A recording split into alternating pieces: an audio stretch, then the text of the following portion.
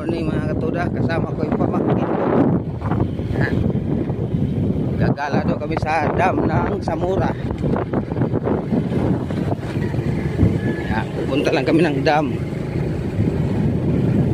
So samahan niyo ako sa aming paglalakbay. Yan.